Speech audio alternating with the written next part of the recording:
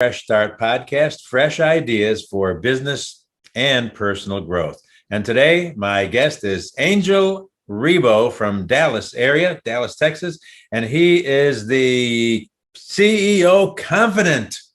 Exactly. Welcome, Thank you. Angel. Welcome. Thanks for being You bet. Of course. Thank you very much for having me, and thank you everybody who's listening to us today, David. Well, the CEO Confidant influencer, a LinkedIn strategist, international V host. What is a V host? TV host. Oh, I'm sorry. I dropped the T. Sorry. It's okay. It's fine. Yesterday, I dropped coffee all over my lap while I was recording. So I had to, the show must go on. So I just kept talking. I agree. That's funny. You were born near Barcelona, Spain. That's a beautiful place. Tell me about that. Yeah. So basically, I was born in a city which is 1 hour away from Barcelona. It's still part of that region of Catalonia that probably you're familiar with. Yes. I was born in a middle class family. I was really blessed that since very early on, since fourth grade, I started learning both English and French. And at the end of high school, I was able to, I was extremely fluent with both of them. When I chose where I wanted to go for college, I wanted to become a computer engineer. So I had to go to Barcelona with 17 years old. And actually, I have, relatives all over Catalonia, let's say, in different provinces in there. And my life has always been, I would say, it's like I was preparing for something internationally. Because also in college, one of the first things I did in college with 17 years old, it was actually started being the president of an international students association, which allowed me to have 3 different internships throughout my studies for several months in several, countries in Europe.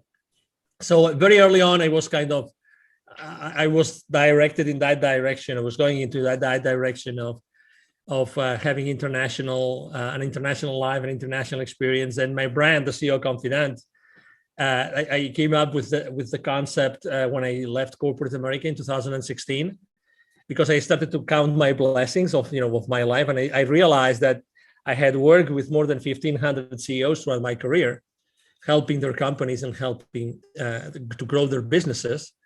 And then I said, well, why not using that term? And I looked for it. It wasn't protected, so I took it, and the rest is history. So I helped more than 1,500 CEOs in 33 different countries for the last 20 plus years.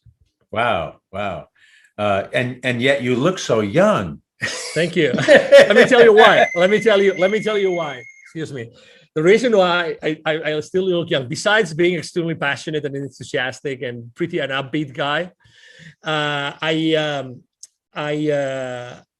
take a cold shower every single morning. I've been doing that for the last probably 5 years, and time flies. So it's a habit, and apparently everybody who takes care of their skin this way, I think that helps with their skin also.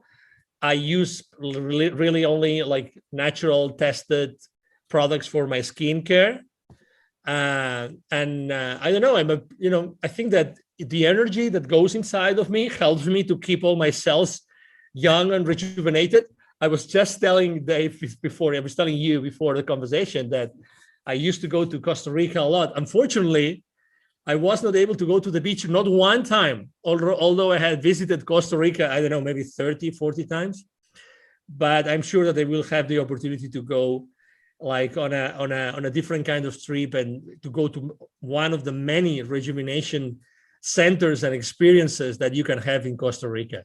Just a heads up, top secret, I'm working on a project here where I can bring in people like yourself, some CEOs, and have actually a mastermind kind of a special exclusive retreat here in Tamarindo, and they can enjoy all the amenities here in between, whether they want to go horseback riding on the beach, or snorkeling, or deep sea fishing, sailboats, or whatever they want to do in and around having some kind of a really special, unique, exclusive retreat for business owners, entrepreneurs, and people like that. Excellent. If you're a praying person, you can be praying about that because that is going to happen.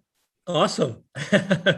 Thank you. Thank you. That's wonderful news. And obviously, anybody anybody that, tells me that they would like to have an special experience, I will definitely let them know. Thank you for sharing that. I didn't know that before. Oh yeah, absolutely. Well, I have these little cogs wheels in my head that keep on turning and spitting out ideas. Cool. And as you know, as entrepreneurs, some fly and We're the same way. Some We're crash, the same some way. fly. Exactly. I agree with you 100%. Yeah, I was hearing a story about the Wright brothers when they invented that first plane in Dayton, Ohio, and they realized we can't fly it in Dayton. We got to bring it down to the beach in North Carolina because number one, there's wind, and number two, if we crash, we can crash into something soft. Looking ahead, thinking ahead, you never know, right? Exactly. Let me ask you this, Angel. Yes. In your younger days or in your college days, who would you say was what made a big impact on you and was a real influence on your direction? Anybody in particular that really yeah, I mean, I think it was definitely my father. My father was a business person. I would go with him all the time, every single weekend, if he allowed me to go with him to the different, plans that he was overlooking. He was the general manager for a group of food companies, and I would always go with him during the summer. I would actually work for him in one of the different plans that they had. I was actually boxing rainbow trouts in one of his fish farms in the north of Spain for so many summers. I studied computer engineering in college, but my first ever assignment, real professional assignment, was with my dad. He hired me to actually build a basic language, right? A basic language inventory program. So I could actually help one of their companies with the inventory, one of the fish farms with the inventory. And actually that software was written, again, coded in basic language, basic programming language, right, was there for many, many, many years. And again, keeping the inventory of every single pond and areas in that fish farm was challenging. So that was something. So definitely it was my dad, definitely by far. Yeah. Oh, that is so awesome. As my friend John Maxwell always says, leadership is influence. And so your dad was a great influence on you and totally made a difference. Obviously, here it is years later, and it's carried through till now and affected everything you do, it sounds like. Fair enough to say? Oh, yeah. Because also he is both my mom and dad still alive in Spain, despite everything that's going on in the world. Right. He actually, he's being in a good mood most of the time, his passion, his enthusiasm. I definitely inherited that from him, like always looking at the positive side of things. It's definitely something, trying to always bring, understanding and connection among different family members and people. That's always been him, always. So, and I think that I definitely, I have a lot, and something that's really interesting. It's funny how, although my mom is a teacher, is a school teacher, my dad really didn't ever have a formal education. And it's funny how he reached, really, high levels of success, like in financial terms or in business terms, but he never spoke any foreign language. But he was visionary enough. Both of them were visionary enough to immediately, as soon as they could, to put me through both English and French, because that was at that side of Spain, we could only learn French in the school, given the proximity to the French border, but also at the same time on a private school to learn English. And that was really uncommon. It was uncommon. I mean, to be honest, when I was going to the private school after hours, after school, I was the only one that was going there to learn a second language. Everybody else was there learning English because their school wouldn't give them English, or like reinforcing the English tuition that they were having at the school. So it's really interesting how sometimes there's something already in place, like, I don't know, God or the divine or the universe, and you are surrounded, you're given the parents that put you in that path, even unknowingly, right? Because they never experienced that that that the fact of speaking different languages as a way to connect with other people from other countries. Yeah, so that is amazing. Yeah, as you say, I've told people even on the street, I don't believe in coincidences. I believe in divine appointments. Totally. And like your dad, my dad was a machine shop teacher who he actually was a machinist up in Rochester, New York at Bausch and Lomb, and he loved education, so he finished college in his 30s and 40s and went on to teach at a technical high school because he loved education, and that passed on to me because I love that stuff. And then thinking about his influence, he passed away very young.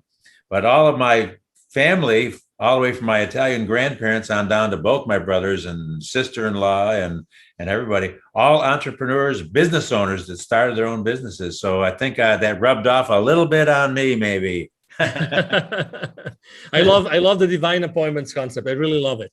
I'm going to use it moving forward. Really like it. Yeah. I mean, sometimes you call it, synchronicities or serendipities. Yeah. But it's definitely, it's things that they're going to happen anyway, sooner or later. They're going to happen anyway. That's right. Connections. They're connections. Relationships come and grow out of those kinds of things. And here you had connections and relationships with 1,500 CEOs, and I don't know how connected you stay with them now or not, but I'm sure that you had some relationships that were made in that setting. Would that be a fair statement?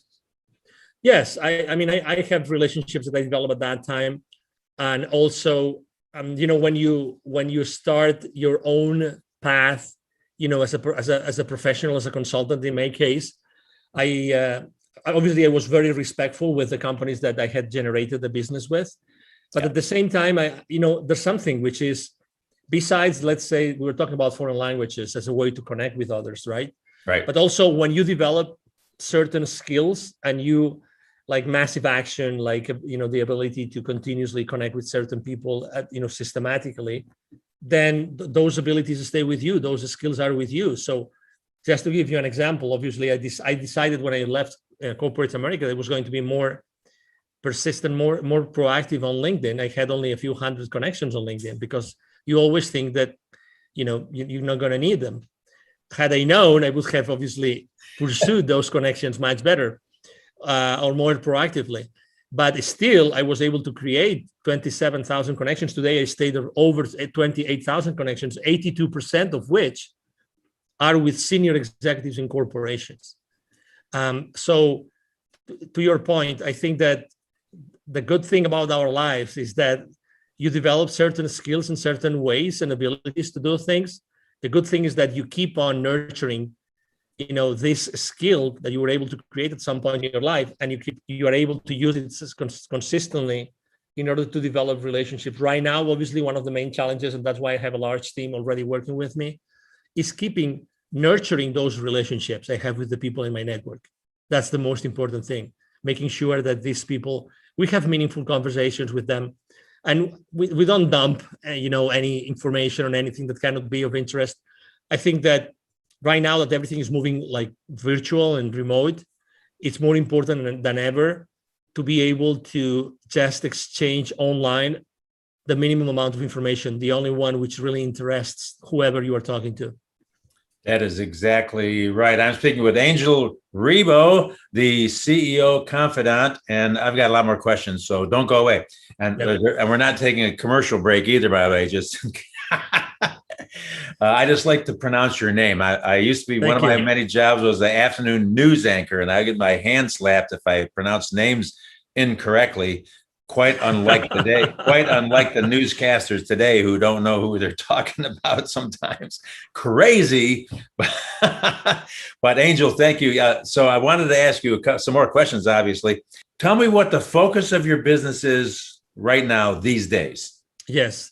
So I would say it's twofold. Number one, making sure that both corporate CEOs and established entrepreneurs, we help them to bridge the gap globally for expansion and exposure as a way to accelerate the growth of their businesses. That's one thing that we do consistently. So it's basically business development, help them to get clients or maybe to create distribution channels in other countries in the world. That's number one. And the number two is I have been developed. You name it very well. You use the word influence, influence behind leadership, right? So I read a book a few years ago that changed my life forever. It's from a Canadian author, and her name is Teresa de Grosbois, and it's about influence. And I learned that influence is really a game, and that you have to be able to play that game properly and generously and from the heart. And I think that I have been able to, humbly speaking, been able to do that. And I consider my team and myself a real, influencer on LinkedIn and other social media outlets, because we are very consistent. We are always there with particular content. It's always, positive content, trying to make sure that we are current, that we're talking to the audience that we talk to. So we use our influence, large influence, to help others have more visibility for their products and for their services. So we are actually engaging both with brands and companies in order to put their messages, their services, their products, both B2B and B2C, in front of their audiences. Those would be the two main services that we provide today. It's so much more important today that to have a focused approach rather than just kind of I was talking with a gentleman the other day on my interview that it doesn't matter if you've got 1 million followers if they're either not your customers or your competition.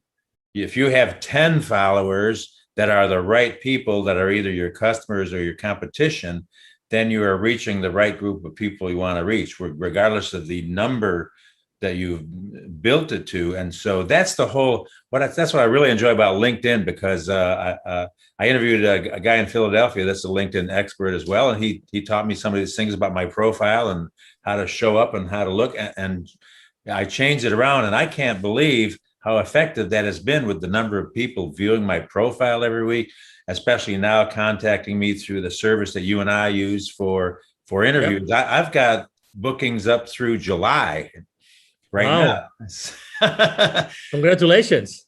It's just me, just plain old Dave. So good. So tell me, what is the Board of Evolutionary Business Council? What is that? Yeah, the position. So basically, the Evolutionary Business Council is a group of around 300 transformational leaders. So they all have transformational businesses. Basically, they are B2B or B2C in the sense that, they offer business services, they offer individual services, and they're all transformational leaders. It means that they really transform either organizations or individuals. They carry those individuals or those organizations through processes that allow them to achieve different levels of performance, of wellness, well-being, etc. So they are, again, people that they have this in common, but also they have large following. So they have large influence levels, all of them. So we combine, as I said as I try to explain on my bio, we really have different many hundreds of millions of people as outreach, and the main goal of the organization is, as the name says, Evolutionary Business Council.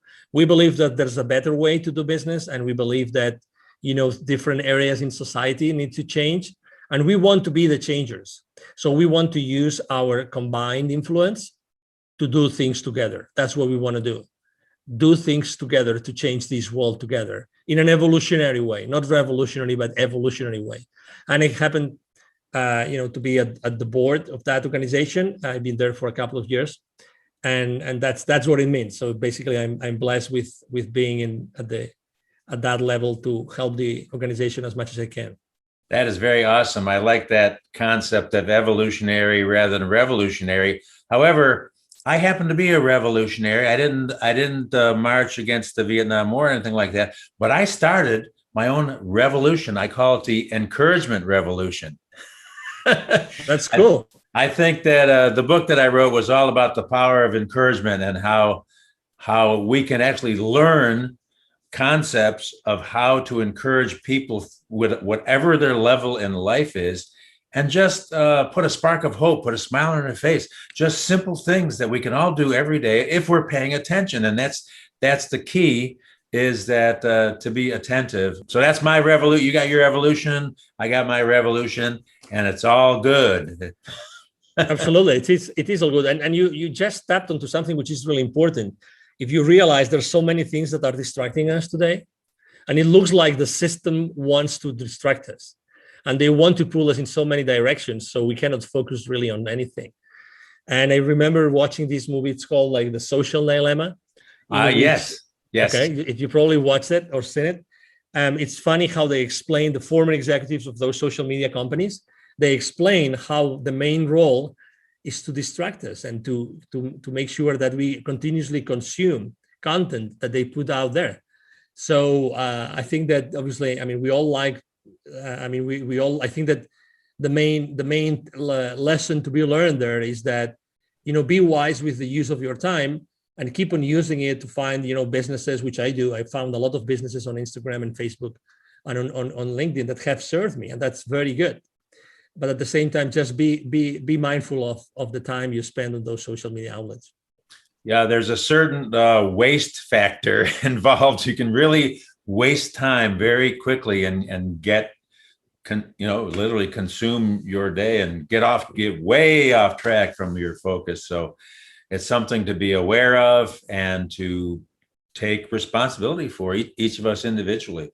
Yeah. And I think people are catching on, and to a large degree, people that I've talked to that they're saying, yeah, I really need to, not just go off in la la land. How many cat videos can you watch? Exactly. And in addition, this is very exciting because I love the charities that I work with and am involved with. My son had cerebral palsy, and so I'm very interested in the disabled community, and I'm on a board of directors in San Jose, California for disabled adults, and as well as another organization for disabled high school kids. So I'm very interested in that. I have a passion because of my experience of having a special little boy that was a sweet little kid, and he only lived about 5 years and passed away on Easter weekend, and his sister was born 3 days later, ironically enough. So that was some years ago, but now, I've got a bunch of grandkids now, and my children are all healthy. So that's wonderful. But what you are doing, Wisdom for Kids. Tell me about Wisdom for Kids. I like that.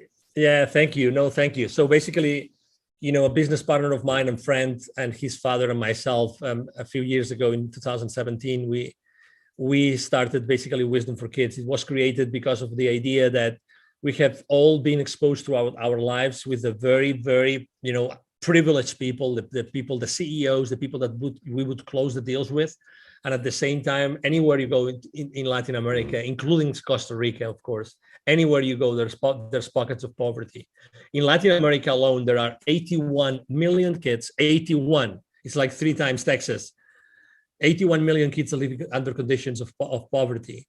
22 million of them don't have drinking water at home, 22 million. Okay, so we decided to create Wisdom for Kids. And what we do is we help underprivileged kids in Latin America become entrepreneurs using the local resources.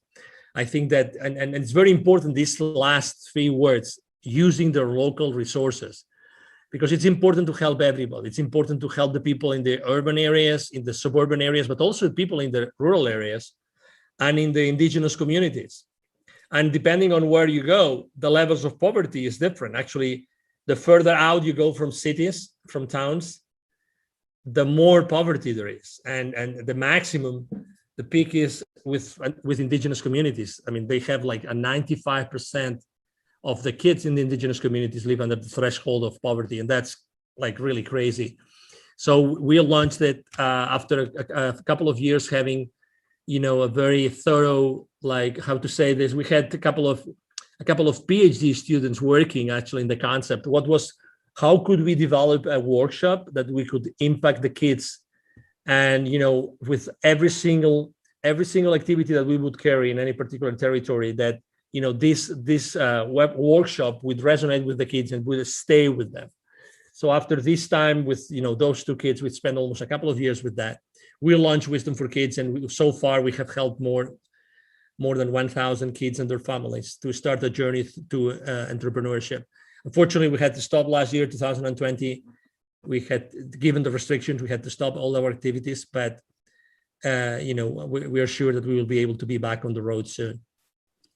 That is outstanding. And we have a similar concept at our schools that we've been building in Kenya for years amongst the Maasai tribe, is using their own resources. So we really have focused on using, even in building the little school campuses in these little villages, using local builders, local well diggers. They don't need us to come over there with our hammers and do all that stuff, and with a high unemployment rate, as well as some training for the women who have built beautiful co-ops, entrepreneur co-ops, creating things and getting these micro loans from the bank there. And it's amazing when that kind of thought process is offered and trained and shown to people. Exactly. There is a level of excitement that can happen among individuals where they can see, to a degree, the way out. But you hit it the nail on the head. I was just talking about hammers.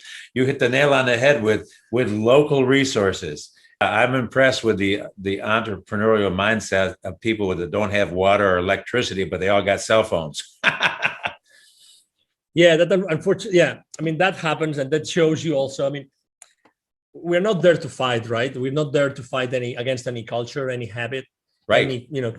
It's just what it is, and actually, it's a very important point for us, which is we're not disruptors. We just go there in order to support, in order to empower the people. Yes, and to empower the people that want to be empowered, because at the end of the day, we know that even though we developed, very powerful workshops, at the end of the day, also, it's the parents who are going to decide if this kid is going to do something, the parents or the tutors, right? Because depending on the type of community, unfortunately, the families are not, let's say, properly structured. So the kids don't have the proper support. And myself, I have myself been also involved in many different initiatives regarding special education kids. So I have encountered, and you probably have done the same thing, have experienced the same kind of situations that, special needs kids of, yes.